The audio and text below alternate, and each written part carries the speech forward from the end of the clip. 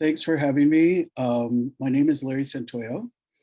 I teach at the College of Environmental Design, and I'm also the programs director at the Permaculture Academy and the senior planner at Earthflow Designs, a permaculture design and build company based here in LA. Thanks for this opportunity. I feel that after 30 years in the business, I can finally set the record straight about permaculture. That permaculture is not about gardening.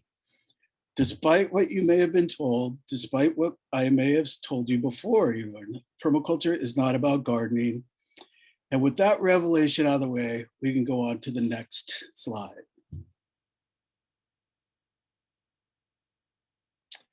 If permaculture were about gardening, which it's not, we would still not be gardeners, but managers of the soil. Vegetables are a byproduct of soil management. Once we understand the connection here, we can reset the objectives and simply create the conditions for vegetables to happen. A spiral pathway maximizes access and occupies the least space. The thick mulch here mimics the protection of a forest floor. This forest is among the carefully cultivated ecologies that once existed on every continent. Intelligent systems designed and built 1,000 years ago is still in production today. The patterns of behavior and ritual, patterns that solve spatial relationship, observable and predictable patterns of the natural landscape and the landscape of culture. A biomimic response to design. Nature has spent the last few million years working it all out.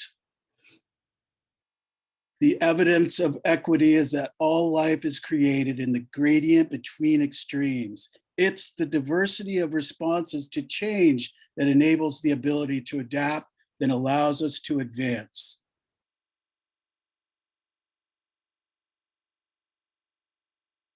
It's these commonalities of natural patterns that form the basis of permaculture design protocols. The earth rotates as it orbits the sun, a predictable pattern with millions of connections. The sun heats, but nothing on the planet cools. Cold is in response to the absence of heat. Pattern literate societies can recognize that the edge of this cliff is directly connected to the center of the sun. Not to give away the ending, but we all die in the end. What matters is what we do between now and then. Redundancy is a tenet of permaculture. The second and third permaculture ethics only serve to reinforce the first. As the transfer of knowledge becomes democratized, design disciplines have never been more important.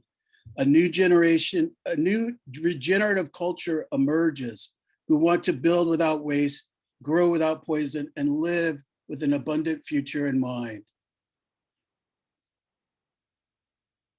We are not seeking approval. Validation is not required. We can insist on functional programming.